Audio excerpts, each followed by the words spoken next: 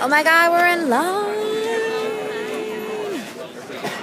We're not really entirely sure what kind of line we're in or what's gonna happen when they're scrunching all of us up right now. So we're gonna probably make friends. We want to go to ballroom 20 because community's in there earlier, but like, we gotta sit through some horribles like under the dome and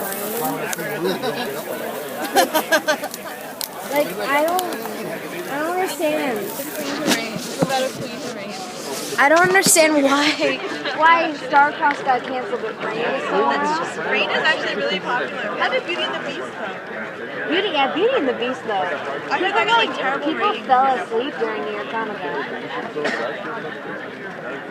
Oh man, we're moving like a mo right now. People were like actually like sleeping in like sleeping bags and stuff. Like Comic Con in San Diego is like no. They're sleeping in donuts. They were sleeping in donuts. The sun's out! Woo! We are finally moving. We're not quite sure where we're moving to, but we're moving. And our spirits are high, our energy is up. We just listened to Danger Zone. Someone lost their pedal. People in front of us skipped the line really quickly, which was smart, but also a dick move.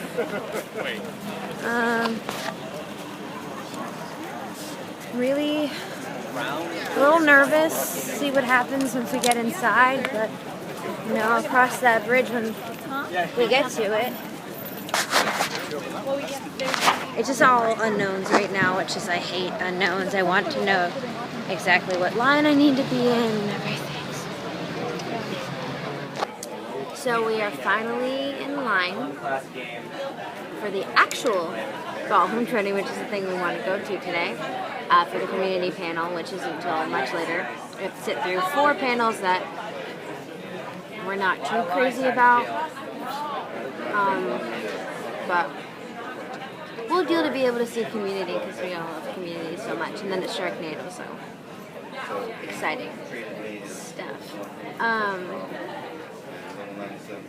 We're actually pretty far up in line, which is crazy because like we were pretty far back in the general admission line, but it just goes to show that most people in that line are there for the exhibit on the show floor, not for this, because like they got all their exclusives and like there's other panels going on. There's not just in this, like all of the other like really smaller panels that people know about if they're really into the nerd lifestyle, which I firmly support and respect. But I don't even know what any of those panels are, but I know that they exist. Kiefer Sutherland's gonna be here. Kiefer! That's gonna be awesome. We're really not that far back, which is pretty cool. If only this was Saturday and we're in line for Marvel. Oh my gosh, we're inside of ballroom 20 and we're so freaking close. 3 a.m. Worth it. Oh my god, we're gonna be able to see this. I'm so excited. We gotta wait so long for this. Aren't you excited for Under the Dome though? Oh my god, Under the Dome! Like, yay, we're inside! Woo! So excited to see community here. I remember back in the day when I was a non-believer, and I'm so sorry, community, but I love you. You know, things work out. Didn't get to go to the Goonies panel, but you know, I get to go to this one. I get to hang out with my friends. Get to go to Sharknado. So this is really, really, really cool. Like, it's not, yeah. You know, it's not every day that you get to be this close in San Diego Comic Con. This is crazy. I'm being so spoiled.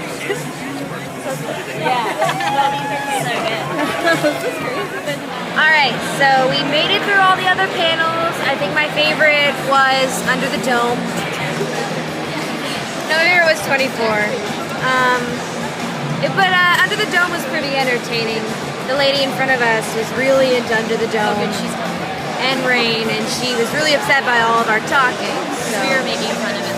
we were kind of making fun of it.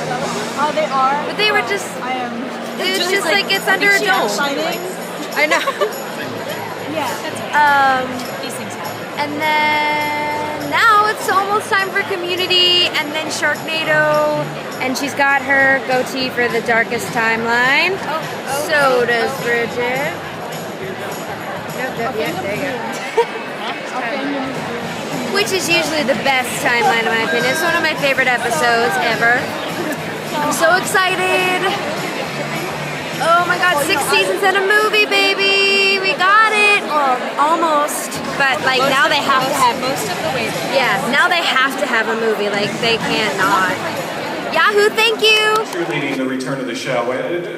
Did you ever have any doubts that it was going to be back for season 6? I think I can answer that question. Yeah, go ahead. First of all, I'm going to be selling these at the back. All the way at the back exit. These are. I'm making a graphic novel, and it's a musical. And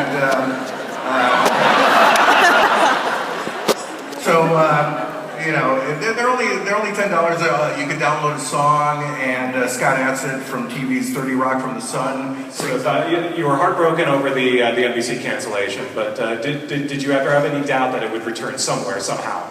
It's funny, I read Trent.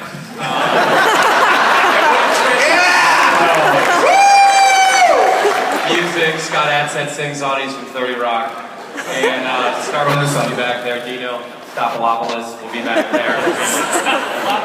Snuffleupagus. He'll fucking his dick. I had no doubt we would be back because, much like, I don't know, a Japanese general in World War II, there was the only option was victory or suicide. So, as I've said a lot, I love the show. I love the way Dan looks all the time. I want to be around him, and I knew to have any show be on for as long as. For a nice delivery. I want to see these guys, what it's like for them to go to the bathroom. Which one's better? Which one's better? Right, Amanda's here. I'm here. She's not actually she's lying. That's like my little decoy. Alright, so we're now in room 6BC for Sharknado. First we're seeing Star Wars Rebels. And Frederick Jr. is here, so that's pretty cool. Be really close. We moved all the way up to the second row. So we're gonna be extremely close for Sharknado. I like looking dying. We all look like we're dying. You look like you my makeup's all gone. You look nice. You look very pretty. I look like. What about now? Oh, you look even better now. And like the mic is right over there, so I'm just gonna run over all these people. Did you think of your question yet? I am gonna ask about whale sharks. You already asked that question. No, but he's not gonna be here. Are you sure? How do you? What if he is? He's gonna be like you again. Come up with a new fucking question. But he's not. It's only gonna. He might be here. I'm gonna rack my brain for good questions. Yeah. Sharknado starting soon! Oh my god, I'm so excited. I got my question ready. I'm gonna run over there and parkour over all of these chairs so I can get in line. It's gonna be awesome. I am so excited. We're so close.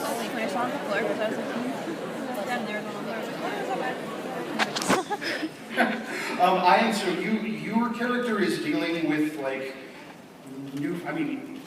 your character is dealing with newfound celebrity in a really amazing way. Can you tell me a little bit about that and how that is to play? Well, Finn's adverse to it. He kind of lost his family because he got caught up in stardom from being a world famous surfer. So now he wants to rekindle the love that he had with his wife. So he's trying to reconcile that. And in the second movie, after going through so much in the first, we find Finn and April together, but still it's a bit estranged. So they're on their way to Manhattan, where April can have her book signing tour. She wrote a book, How to Survive Sharknado.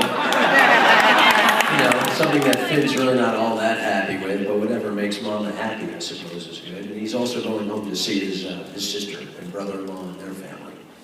It was like, Dad, stop, drop, All right, you guys. I love it. Next time we encourage bring weapons. Next question, you're trying to top that.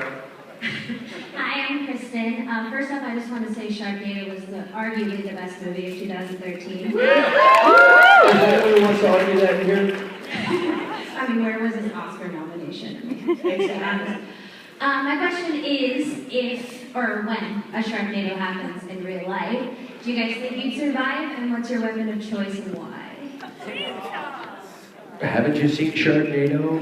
What weapon would you choose? I mean, clearly it's got to be a chainsaw. If you're going to do hand-to-fin combat with a shark, you better have a chainsaw. For me, it will be a samurai sword. I'm good with blades. For me, it's standing as close to Ian as possible. And not veer too far, because if I veer too far, I'll be a red shirt and I'll be dead immediately. Next. Hi, I'm Zion. Hey, I'm a big... we went over to Burbank, where the asylum is, and shot it all on green screen. And they put me in a harness, and Anthony says, okay, we're going to hoist you into the air, and you got to hold the chainsaw, because you're going to go into the shark's mouth. And even though we had shot me coming out of it, getting into it never happened. I thought that would all be done in CG. And the coming out of it was practical. That was actual, we built the belly of the shark, and he chainsawed his way out of it. That belly was about 15 feet wide, so if I screwed it up once, we could just slide it down and do it again, slide it down and do it again. Yeah, that was a really cold, rainy day, but that's how that all came to be. And actually that shot, that iconographic shot where he goes into the shark, we didn't have a correct plate shot for the movie. Every time we tried putting a background behind it, which is, you have the green screen and you need the background. And so the visual effects guys go, we don't have anything. So I walked around, I would call this the last day of shooting. I walked around Burbank with my iPhone and I shot buildings. And I went back, took it to the VFX guys, like, okay, this won't work. So the most iconographic movie at the moment of the movie is the background plate is shot on an iPhone. This one right here. Nice. So you make it happen with whatever you can. Do it figure.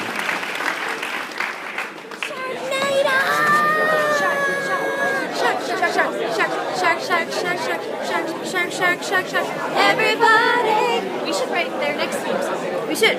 See, they have one for this movie, but I bet they don't have one for their movie. The one that I'm starring in? Yeah, that one. And it was hilarious. Like, Ian, the main guy, is hilarious, and the director's hilarious, and they all know that this movie's ridiculous, but they're in it to win it, and it's awesome, and I'm so excited to see it on Tuesday. There's whale sharks, there's puns. We have to find somewhere to watch. Holy shark!